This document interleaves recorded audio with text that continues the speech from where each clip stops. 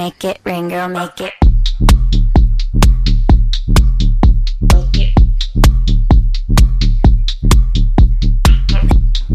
네, 수요일 저녁에는 농구 이야기와 함께합니다. 다양한 농구 이야기를 전하는 주간 농구 시작하겠습니다. 손대범 농구 전문기자 조현일 해설위원과 함께합니다. 두 분 어서 오십시오. 안녕하세요. 네, 이제는 뭐 별로 그렇게 크게 놀라운 소식은 아닌데요. 유로바스켓 예상, 두 분의 예상 아주 크게 벗어났습니다. 아, 그랬나요? 네. 일단은 그때 이제 손대범 기자가 슬로베니아의 우승, 돈치치가 MVP를 탈 것이다라고 예상을 했었고, 이제 조현일 위원이 독일이 우승한다, 슈레더가 활약을 할 것이다라고 했는데, 산산조각 났습니다, 이 예상. 하나 더 있습니다. 아, 그런가요? 이탈리아 이길 거라 그랬는데 졌어요. 네. 그런데 슬로베니아는 8강에서 폴란드에게 졌습니다. 네. 야, 진짜. 폴란드가 51년 만에 4강 진출했는데 거기서 바로 떨어졌고. 생각해보면 51년 만에 이동안 한 번도 없었던 일. 네. 진짜 이런 것이 바로 농구의 묘미, 토너먼트의 묘미다라는 네. 걸 알 수 있지 않습니까? 아, 지겹다. 네. 네. MVP도 떨어질 수 있다. 떨어질 수 있다, 51년 만에. 네. 뭐 8강전에서 졌습니다. 뭐 어디한테 졌죠? 폴란드한테 졌습니다. 네, 네, 사실은 예상 외의 결과였는데, 네. 근데 폴란드 경기 보신 분들은 알겠지만 이길만 했습니다. 폴란드가 슬로베니아에 90대 80을 이길만 했으니까 이겼겠죠. 네. 방송을 지금 네. 똑바로 안 하실 겁니까? 이변의 주인공이 될 자기의 충분했다. 질만 했는데 이겼으면 큰 뉴스가 되는 건데 이길만 했으니까 이겼겠죠. 네, 폴란드 에이스 포니카 선수가 26득점, 16리바운드를 기록했고요. 반대로 돈치치 선수는 15득점, 11리바운드에 그쳤습니다. 경기 내내 좀 폴란드의 일방적인 기세에 좀 몰리는 모습이었는데, 네. 결국에는 슬로베니아가 2개 대회 연속 우승을 노렸지만 8강에서 탈락하는 비운을 맞게 됐습니다. 이변은 이변이었습니다. 그리고 독일도 사실 뭐 전력이 꽤 괜찮았는데 4강에서 떨어졌어요. 그렇습니다. 독일이 자국에서 열렸던 유로바스켓이었기 때문에 좀 결승 진출까지 노렸습니다만 아쉽게 스페인에게 졌습니다. 네, 하지만 또 3, 4위 결정전에서는 폴란드를 82대 69로 꺾었는데요. 레이커스와 계약했던 데니스 슈로더가 어마어마한 활약을 펼쳤습니다. 이번 유로바스켓 내내 정말 무결점의 플레이를 펼쳤는데 3위 결정전에서도 26.6 어시스트를 기록을 했습니다. 그리고 좀 첨언을 하자면 손대범 위원께서 우승 후보로 꼽았던 이 슬로베니아, 네. 슬로베니아를 꺾었던 폴란드가 4강전에서 프랑스에게 41점 차로 졌거든요. 네, 그러니까 얼마나 이 슬로베니아 픽이 형편없었는지를 알 수가 있죠. 지금 만화 같은 일이죠. 슬로베니아 꺾기에 모든 걸 다 쏟아부었는데 결국 여기까지였다. 영화 같은 일이었죠. 네. 그러니까 이게 둘 다 본인들이 예상 틀린 건 다 모르고 일단 상대방은 꺾어야겠다. 그렇죠. 내가 손대범 꺾는다. 내가 조현일만큼은 꺾는다. 네. 뭐 이런 3위. 분이었습니다. 네. 자, 그래서 결국 이번 선수권 대회 우승은 슬로베니아도 독일이 아닌 스페인이 가져갔습니다. 네, 역시나 농구 강국인 스페인이 다시 한번 또 유럽 최고의 팀이라는 걸 보여줬는데요. 이 프랑스를 88대 76으로 꺾으면서 2015년 대회 이후 7년 만에 통산 4번째 우승을 차지했고요. 사실 스페인의 우승 역시 이변이었습니다. 대회 직전까지만 해도 이 스페인 현지에서도 이번 대회는 끝났다, 망쳤다, 뭐 그런 얘기 나왔었는데 예상 외로 역시나 우승의 DNA가 있었던 것인지 이 토너먼트를 치면서 강세를 보였습니다. 뭐 이제 기사를 보면은 파우가솔 형제를 떠올리게 한 대회였다, 뭐 이렇게 나오더라고요. 네, 이 에르난 고메즈 형제가 나란히 스페인 대표팀 유니폼을 입고 이번 유로바스켓 우승을 이끌었습니다. 사실 이 빌리 에르난 고메즈 뉴올리언스 펠리컨스에서 뛰고 있는데 이 선수가 이제 이번 유로바스켓 대회 MVP에 뽑혔고요. 네. 평균 출전 시간이 21분대였는데 평균 17.2점을 넣었습니다. 네, 그리고 영화 허슬의 또 주인공이 됐었던 이 보크루즈, 이 후안초 에르난 고메즈 선수가 결승에서 소위 미친 활약을 펼쳤죠. 27득점, 3.7개를 꽂아 넣었습니다. 이 두 명이 맹활약을 하면서 결국 스페인이 7년 만에 우승을 달성했는데 사실 그전까지 스페인의 전성기를 이끌었던 형제는 가솔 형제였죠. 네. 파우 가솔, 마크 가솔이 나란히 은퇴하자마자 또 이 에르난 고메즈 형제들이 맹활약하면서 스페인 무적 함대에 유로바스켓 우승을 안겼습니다. 예전 사진 보면은 가솔 형제가 나란히 이제 포옹하면서 찍은 사진이 있어요. 우승 직후에 이제 에르난 고메즈 형제도 우승하자마자 같이 포옹을 했었는데 이 두 사진이 좀 묘하게 겹치면서 이제 스페인의 황금 세대 바통을 넘겨받는 것이 아니냐, 이제 그런 전망도 나오고 있습니다. 성공적인 세대 교체네요. 우리가 가끔 이제 농구 이제 스타들의 소식을 전하면서 스타 한 팀으로 인해서 팀이 좌지우지 될 수가 있다, 없다라는 이야기가 많이 참 설왕설래를 하게 되는데 이번 결과를 보면은 스타 하나로 농구가 꼭 결정되어지는 게임이 아니다라는 게 또 여실히 드러난 이번 대회가 아니었나 싶어요. 제가 이번 전망을 통해서 말씀드리고 싶었던 부분을 딱 짚어주셨네요. 네. 역시나 네, 제 유럽 농구 특히나 더 그렇죠. 점점 손대범 무용론이 이 프로그램에서 대두되는 거 아닌가. 네. 결승에 오른 프랑스와 스페인의 공통점은 뭐 공격이든 수비든 어느 쪽이든 어쨌든 본인들의 역할을 정확히 알고 있었다는 점이었고요. NBA 스타가 있었지만 그들이 전부만은 아닌 그렇죠. 조직적인 농구를 펼치면서 올라갔고요. 또 그런 덕분에 또 우승을 차지한 것이 아닌가 싶고, 반대로 이 그리스, 야니스 아테토쿤보의 그리스나 요키치의 세르비아, 뭐 돈치치의 슬로베니아 같은 경우는 지나치게 좀 스타들에 의존했던 면이 좀 아쉬웠던 것이 아닌가 싶습니다. 네. 자, 이제 유로바스켓에 출전했던 선수들도 NBA 시즌 준비에 본격적으로 돌입을 하겠네요. 네, 뭐 루카 돈치치, 또 야니스 아테토쿤보 전부 다 8강에서 탈락을 했는데 이제는 곧 트레이닝 캠프가 열립니다. 그래서 이제 바로 미국으로 이제 건너와야 하는 빡빡한 일정이고요. 또 니콜라 요키치 역시 뭐 조별 예선에서 오전 전선을 따냈지만 16강에서 이탈리아에게 졌죠. 하지만 또 요키치 역시도 곧바로 이제 덴버 너게츠 소속으로 이제 새 시즌을 준비해야 됩니다. 아무래도 이제 유로바스켓에 출전한 선수들이 이제 피바 대회를 치렀기 때문에 굉장히 그 단시간에 많은 경기를 뛰었거든요. 그래서 시즌 초반에는 유로바스켓에 출전한 선수들의 출전 시간이 좀 조절되지 않을까 이런 생각도 해봅니다. 네. 자, 지난주에 이제 조현일 위원이 그 독일의 우승을 점쳤을 때 가장 강력한 근거가 됐던 게 사실 슈레더였거든요. 근데 이제 새 팀을 찾았다는 이야기가 들린다는 말을 하셨는데 LA 레이커스하고 계약을 했더라고요. 네, 컴백을 했습니다. 지난 버블 시즌 때 레이커스의 우승을 도왔던 슈로더인데 이번에 다시 한번 르브론 제임스, 앤서니 데이비스 만나게 됐고요.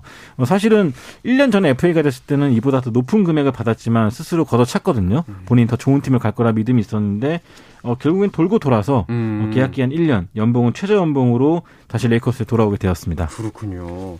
그래서 이제 유로바스켓 3, 4위 전에 르브론 제임스가 보러 온다 뭐 이런 소문이 돌았다고 하더라고요. 네, 뭐 하지만 르브론은 나타나지 않았습니다. 일단 데니스 슈로더가 그래서 직접 또 연락을 했더라고요. 올 거냐? 르브론 제임스가 못 간다. 이렇게 얘기를 했었는데 어쨌든 뭐 데니스 슈로더는 유로바스켓에서 엄청난 활약을 펼쳤고 또 지금 계속해서 FA 재수를 하고 있지만 또 본인이 이 레이커스에서 정규 시즌 한정 좋은 활약을 펼쳤거든요. 네, 또 멋진 계약을 또 따내기를 바라보겠습니다.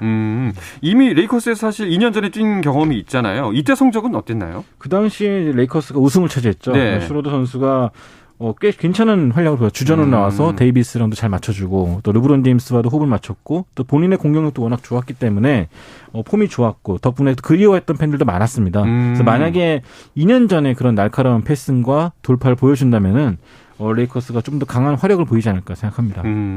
그렇다면 레이커스가 슈로더를 영입한 가장 큰 이유는 이제 좀 더 가드진을 강력하게 가져가겠다라는 의도로 봐야 될까요? 네, 사실은 뭐 러셀 웨스트브룩 혼자 힘으로는 안 되기 때문에 네, 패트릭 베벌리를 영입했을 때는 그럴 수도 있다.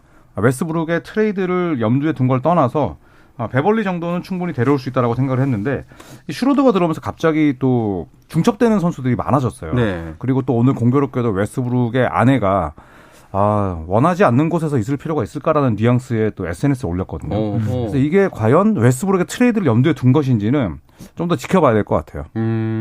확실히 웨스트브룩 트레이드가 좀 가능성이 있어 보이는 건가요? 네, 끊임없이 지금 나오고 있죠. 감독은 어떻게든 쓸 것이다라는 말이 나오고 있고 반대로 기자들은 어떻게든 트레이드 되지 않을까 예상하고 있는데 디 애슬레틱이라는 그 미국 전문지에서는 웨스트브룩이 식스맨으로 이동할 수도 있다. 그런 전망을 했거든요. 현재까지는 뭐 아무것도 밝혀진 것은 없습니다. 원래 오늘 이 다비넨 감독이 기자회견을 가질 예정이었는데 다음 주로 미뤄졌어요. 어떤 발표인지 밝혀지지는 않았지만 여러 가지 좀 둘러싸면서 시즌 앞두고 굉장히 좀 혼란스러운 그런 분위기가 계속되고 있습니다. 그 이제 손대범 기자가 레이커스 팬이잖아요. 근데 그렇다면 이제 팬 입장에서 봤을 때 이 슈로더의 영입 어떻게 보시나요? 저는 긍정적으로 보고 있습니다. 일단은 워낙 지금 가드진이 뭐 공격력이 좀 떨어지고 있기 때문에 웨스트브룩 같은 경우도 기대에 못 미치고 있고요. 슈로더의 돌파력이라면은 르브론 제임스의 부담도 덜어줄 수 있을 것이고 또 데이비스와 잘 맞았었기 때문에 괜찮은 영입이 아닐까. 네, 낮은 가격에 잘 데려왔다. 그렇죠. 상대적으로 또 헐값에 데려왔으니까요. 알겠습니다. 보스턴 셀틱스 이야기도 좀 해볼까 하는데요. 그 완벽한 오프 시즌을 보낼 줄 알았던 셀틱스가 부상 악령에 시달리고 있다라는 기사가 있네요. 네, 오프 시즌 이 다닐로 갈리나리와 말콤 브록던을 영입하면서 보스턴 셀틱스가 더 강해졌다라는 평가를 받았는데. 시즌 시작되기도 전에 이 부상 소식이 들리고 있습니다. 특히나 주전 센터인 로버트 윌리엄 3세가 왼쪽 무릎에 관절견 수술을 받을 예정입니다. 정규 시즌 초반에 뭐 많이 빠지진 않겠지만 어쨌든 빅맨의 이 무릎 수술은 아무래도 좀 우려스러울 수밖에 없고요. 또 지난 3월 왼쪽 무릎에 이 반월상 연골 수술을 받고 또 플레이오프를 뛰었는데 이 무릎에 대한 이슈가 있는 선수거든요. 네, 그렇기 때문에 지난 시즌을 통해서 엄청난 수비형 선수로 성장했던 이 로버트 윌리엄스 선수의 몸 상태에 촉각을 곤두세우고 있습니다. 그 갈리나리도 다쳤잖아요. 그렇죠. 벤치를 좀 책임져 줄 걸로 기대했던 갈리나리 선수였는데 이번에 이탈리아 국가대표로 나갔다가 대회가 시작하기도 전에 이 전방 십자인대 부상으로 떨어지게 됐습니다. 이 선수 같은 경우는 아예 시즌 아웃이기 때문에 이 보스턴 입장에서는 또 다른 선수 영입이 필요하지 않을까 싶네요. 그래서 지금 나오는 소식이 라마커스 알드리지하고 드와이트 하워드를 노리고 있다라는 뭐 이제 소문이 들리는 거군요. 네, 뭐 알 호포드도 이제 1986년생 노장이고 또 그랜트 윌리엄스가 있지만 또 물리적인 높이가 좋은 선수는 아니고 또 로버트 윌리엄스 3세 역시도 지금 부상에 시달리고 있기 때문에 슈팅이 되는 알드리지 그리고 슈팅은 안 되지만 높이는 좋은 드와이트 하워드 이 두 명을 노리고 있거든요. 과연 이 두 베테랑이 보스턴과 어떤 선수가 또 계약을 맺을지도 궁금합니다. 네, 그 어빙 같은 경우에는 이제 좀 새 시즌에는 도망칠 이유가 또 하나 사라졌습니다. 도망칠 구석이 하나 사라졌는데 이제 캐나다 정부가 백신 의무화 정책을 해제를 할 예정이라고 하는데 그럼 이제 뭐 풀타임 활약해야겠죠? 그렇죠. 그동안에 사실 어빙이 토론토에 가지 못하는 이유, 이 토론토의 백신 정책 때문이었는데 이번에 그 정책이 없어지게 되면서 경기를 뛸 수 있게 됐습니다. 덕분에 현재 지금 벤 시몬스도 백신을 안 맞았다 그런 소문이 있었는데요. 이로써 백신을 안 맞고 버티던 선수들은 좀 한결 가벼운 마음으로 시즌에 임하지 않을까 싶네요. 어빙은 내심 좀 아쉬워하고 있지 않을까요? 예, 좀 자기가 좀 이것저것 뺄 수 있는 나름 좋은 이유가 됐었는데 알겠습니다. 자, 이어서 우리 국내 농구 소식으로 넘어가 볼까 하는데요. 그 전에 잠시 쉬었다가 오겠습니다. 한상원의 스포츠와 함께 계신 지금 시각은 8시 46분입니다.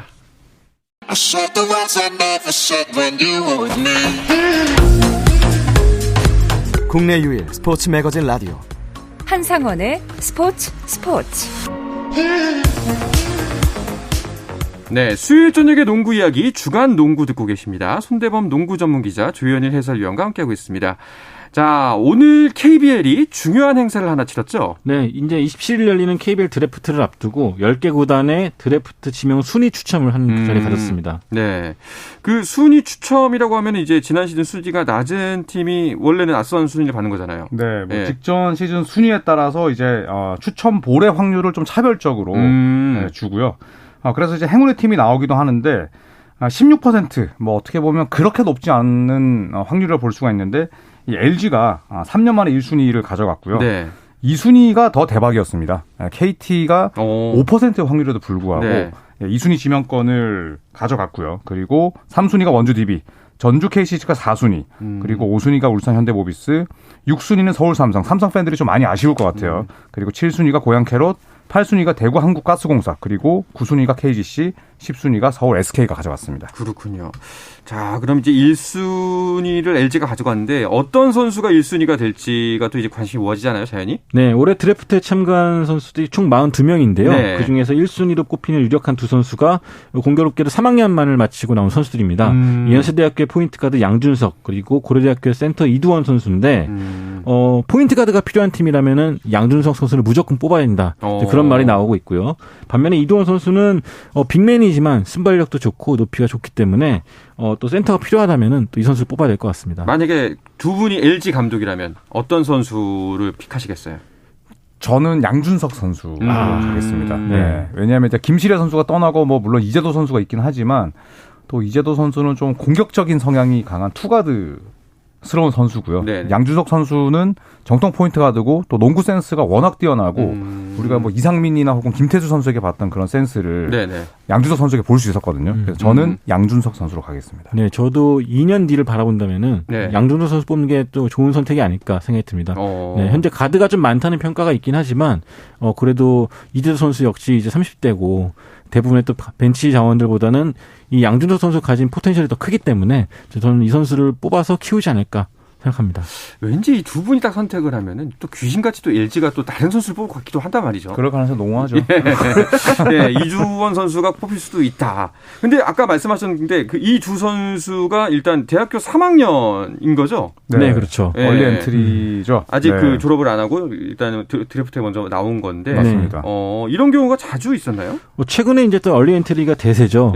공교롭게도 2020년 드래프트 1순위, 2021년 1순위도 역시나 얼리 엔트리였는데 특히 2년 전인 2020년에는 고교 졸업 예정 선수였던 차민석 선수가 1순위였고요. 지난해 같은 경우는 이 양준석 선수와 같이 연세대학교 입학했던 이원석 선수가 2학년만을 마치고 나와서 삼성에 지명된 바 있습니다. 네. 자, 올해는 그 10명이나 됩니다. 이 얼리 드래프트가. 네, 예. 맞습니다. 2020년에 이어서 역대 최다 동률 기록이고요. 네, 무려 10명인데 뭐 이두원, 김태환 선수 또 1순위 후보인 양준석 선수, 그리고 경희대 3학년인 고찬혁, 인승찬 선수, 한양대 3학년인 전준우 선수, 또 성균관대 3학년인 김근현 선수, 또 최재우, 뭐 김민재, 염윤성 선수까지 총 10명인데 사실 뭐 NBA에서도 이제 원앤던이라고 해서 뭐 고졸 선수가 바로 직행하는 그 규정을 막아놨기 때문에 1년만 뛰고 이제 NBA로 진출하는 경우가 많아졌거든요. 근데 국내 역시도 뭐 1년만 뛰고 가는 경우는 뭐 앞으로도 발생하지 않겠지만 2학년 마치고 혹은 3학년 마치고 이 얼리 엔트리로 KBL 무대를 노크하는 그런 경우가 앞으로 더 많아질 것 같습니다. 저는 사실 근데 이제 예전에 NBA 때도 그랬고 얼리 엔트리 이제 혹은 이제 고등학교에서 바로 진출하는 경우가 예전에 있었잖아요. 그런 걸 보면서 논란이 막 많이 벌어졌었는데 저는 조금 이해하기가 힘들더라고요. 두 분은 어떻게 생각하세요? 이런 흐름에 대해서? 저는 근데 재능이 있는 선수라면은 더 큰 무대에 빨리 나와서 농구에만 집중하는 게 좋지 않을까. 어차피 지금 같은 경우는 예전과 다르게 굉장히 학업도 중요시되기 때문에 오롯이 농구에만 집중할 수 없는 환경이거든요. 그러다 보니까 기량이 정체됐다 뭐 그런 평가도 많이 나오는데 그래서 저는 좀 지난해 나왔던 이원석 선수 같이 재능이 있는 선수라면은 큰 무대에 빨리 나와서 더 나은 레벨의 선수들과 경쟁하는 것이 좋지 않을까 생각합니다. 조현일 위원은요? 네, 저 역시도 사실 뭐 지금 유리그가 뭐 올 시즌 건국대가 굉장히 잘하긴 했지만 또 특정 대학이 뭐 득세할 수밖에 없는 환경이고 대학 무대에서 뭐 자신과 비슷하거나 혹은 한 수 아래인 선수들과 붙는 것보다는 빠르게 또 진출했으면 하는 바람이 있고 또 사실 뭐 대학 선수라면 또 대학교 생활이나 혹은 또 졸업장에 대한 그런 미련이 있을 수도 있는데 충분히 또 나중에 다시 또 딸 수 있는 그런 기회가 있으니까 저도 역시 빠르게 KBL에 진출해서 벽에 부딪혀봤으면 하는 바람이 있습니다. 근데 사실 또 부작용에 대한 이야기도 좀 있더라고요. 이렇게 얼리 엔트리로 들어 사실 대학교 선수들과 뭐 잘한다면 상관이 없겠지만 뭐 일종의 프로의 갭이 있기 때문에 와서 뭐 한 1, 2년 정도 그냥 벤치 생활만 하다가 그대로 선수 생활을 접게 되는 좀 덜 여문 상태에서 들어왔다가 오히려 적응 못하고 져버리는 꽃을 피지 못하고 하는 경우도 있다고 하는데 이런 부분도 좀 걱정이 되더라고요. 그래서 항상 하는 말이 얼리 엔트리를 나올 거면은 나가기 전에 대학팀 감독님 고등학교 은사님 그냥 물어볼 수 있는 분들 다 물어보고 나오라는 말 많이 합니다. 왜냐하면은 말씀하신 대로 뭐 자기만 믿고 나왔다가 아예 지명이 안 되면 학교로 돌아갈 수가 있는데 지명돼서 벤치에만 앉아있다 군대 갔다 오고 그럼 끝날 수도 있거든요. 그렇죠. 애매모호해지죠. 굉장히 신중하게 선택을 하라는 이유도 여기에 있습니다. 예. 또 심지어 올해부터는 이제 그 아시아 쿼터를 통해서 7명의 선수가 영입이 또 됐습니다. 우리 리그에. 그렇다면 이제 그 선수층이 더욱더 두터워진 거잖아요. 그렇죠. 본인이 이제 신인으로서 출전한 기회를 줄여두고 그렇다면 더욱더 위험성이 커진 거 아닌가요? 네, 사실 아시아 쿼터를 통해서 KBL 문을 두드린 선수들의 대부분의 포지션이 또 가드고 또 공교롭게도 이번 드래프트도 대부분의 얼리 엔트리 선수들이 또 가드 포지션입니다. 그렇다 보면 뭐 최소 또 2년은 경쟁을 해야 되는데 또 이제 얼리 엔트리 선수가 뭐 아예 상위 진영 선수가 아니라면 프로에 적응하는데 또 2년이 걸리거든요. 그러다 보면 또 이제 군대를 갈 시점이 다가오게 되고 여러모로 신인 선수들보다는 이제 즉시 전력감 선수들을 쓸 수밖에 없는데 그런 면에서 보면 또 우려스러운 대목은 분명히 있습니다. 자, 사실 뭐 장단이 명확하게 좀 존재를 하는 것 같습니다. 좀 잘 지켜봐야 될 것 같고요. 그런데 그 이제 아시아 쿼터를 통해서 들어오기로 됐던 필리핀 선수 중에 한 명인 나바로가 한국행이 불발이 됐다는 소식이 있네요. 네, 역시나 좀 아쉬운 소식이 나왔는데요. 필리핀 농구협회에서 이 KBL로 가기 위한 이적 동의서를 발급해주지 않았습니다. 이에 따라서 나바로 선수는 삼성과 계약이 확정이 됐지만 결국 오지 못하게 됐는데요. 다른 선수들은 일찌감치 좀 벌써부터 동의서를 받았지만 나바로는 또 별도로 또 필리핀 프로팀과 또 얘기가 있었나 봐요. 그러다 보니까 필리핀 협회에서도 좀 약간 거부 반응을 보였고 결국 오지 못하게 되었습니다. 그러니까 결국에는 오지 못한 이유가 이제 그 이적 동의서를 발급해주지 않은 건데 뭐 일종의 다른 선수들은 그래서 잘 받아주지 않습니까? 일종의 뭐 괘씸죄 같은 건가요?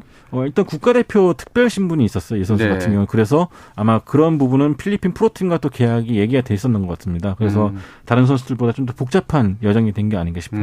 이 동료 필리핀 선수들은 그 나바로의 구원을 좀 지지하는 글을 올렸네요. 네, 뭐 아바렌토스나 또 벨랑겔, 구탕 모두 다 이제 본인의 SNS에 나바로를 지지했는데 이걸 보고 참 용기가 있구나. 어떻게 보면 또 협회에 좀 찍힐 수도 있고, 그렇죠. 그리고 또 침묵할 수도 있었는데 이런 걸 보면서 또 동료 의식도 있었고, 그리고 또 프로 의식도 있구나 이런 생각이 들었습니다. 필리핀 농구협회가 그 좀 전향적인 자세를 보여서 좀 변화된 모습으로 나바로의 이적 동의선을 재고할 수 있는 가능성은 없나요? 일단은 삼성은 공식적으로 나바로권에 대해서는 종료됐다라고 보고 있고요. 네. 아마 조만간 또 새로운 선수를 영입해서 발표를 하지 않을까 싶습니다. 알겠습니다. 좀 안타깝네요. 그 WKBL 같은 경우에는 신인 드래프트가 이제 끝이 났죠. 네, 그렇습니다. WKBL 신인 드래프트 1순위는 키아나 스미스, 삼성생명에 입단하게 됐습니다. 현재 세대 교체가 성공적으로 이루어지고 있는데 여기에 스미스까지 가세한다면 당장 우승 후보가 될 수 있겠고요. 그리고 전체 드래프트 2순위 지명권을 확보했던 하나원큐는 이 삼천포여고 출신의 박진영 선수, 그리고 3순위 BNK는 춘천여고 출신의 센터 박성진 선수를 선택했는데 아마도 이 박신작컵을 보신 분들이라면 이번 드래프트에 참가했던 선수 가운데 미리 또 기량을 점검했던 선수들을 또 체크하실 수 있었을 겁니다. 그렇군요. 그런데 그게 너무 그냥 부드럽게 넘어가서 잘 몰랐는데 키나 스미스가 WKBL 드래프트 1순위였다는 게 이분은 외국인 선수 아닌가요? 일종의 경력직 신인이라고 볼 수 있겠는데. 경력직 신인. 네, 일단은 이 선수 같은 경우는 WNBA 로스앤젤레스 스파크에서 뛰었던 신인 선수입니다. 근데 알고 보면은 이 선수의 이제 어머니께서 한국인이셨어요. 최원선 씨라고. 저도 사실 2년 전에 그 미국의 한 대학 스카우터로부터 여대부에 끝내주는 혼혈 선수가 있다. 네. 그래서 얘기를 듣고 봤는데 바로 키아나 스미스였습니다. 그 당시에 이 루이빌 대학교를 좀 4강으로 이끌면서 좋은 활약을 보였고 일찌감치 WKBL 진출에 대한 또 기대감도 높인 바 있습니다. 야, 그러면은 지금 삼성생명 같은 경우에는 전력이 크게 강화될 것 같다는 느낌인데요. 네, 이 선수가 신장은 170대지만 탄력도 좋고 또 개인기가 좋기 때문에 이 삼성생명 입장에서는 좀 입체적인 농구를 펼칠 수 있지 않을까 기대하고 있습니다. 자, 좀 재밌어질 것 같습니다. 자, 그리고 드디어 정선민호가 여자 농구 월드컵 첫 경기에 나섭니다. 네, 내일이죠. 이제 22일 중국과 월드컵 1차전을 펼칩니다. 지금 12년 세계대회 만에 이제 첫 승 도전에 나서는데요. 자, 하지만 중국은 190cm 이상의 장신 선수들이 5명에 달합니다. 반면에 이제 한국은 박지수 선수가 불참하게 되면서 사실 최약체 전력이거든요. 스코어 보지 말고 그래도 끝까지 최선을 다하면서 중국과 맞섰으면 좋겠습니다. 네. 자, 우리나라 피바 랭킹이 현재 13위고 이제 미국, 벨기에, 중국, 푸에르토리코 함께 이제 A조에 편성이 됐습니다. 그리고 B조는 어떤 팀들이 속해 있죠? 네, B조는 개최국인 호주를 비롯해서 피바 랭킹 4위인 캐나다, 6위인 프랑스, 그리고 지난 도쿄올림픽에서 결승에 올라갔던 일본, 세르비아, 말리로 구성됐는데 네. 호주가 로렌 잭슨이라는 레전드까지 복귀시키면서 우승에 대한 꿈을 키워가고 있습니다. 네, 사실 쉽지 않은 상황이긴 하지만 여러분들의 응원이 더욱더 필요한 시점이 아닌가 싶습니다. 자, 이야기를 끝으로 이번 주 주간 농구는 마치도록 하겠습니다. 손대범 농구 전문 기자, 조현일 농구 해설위원과 함께했습니다. 두 분 오늘도 고맙습니다. 고맙습니다.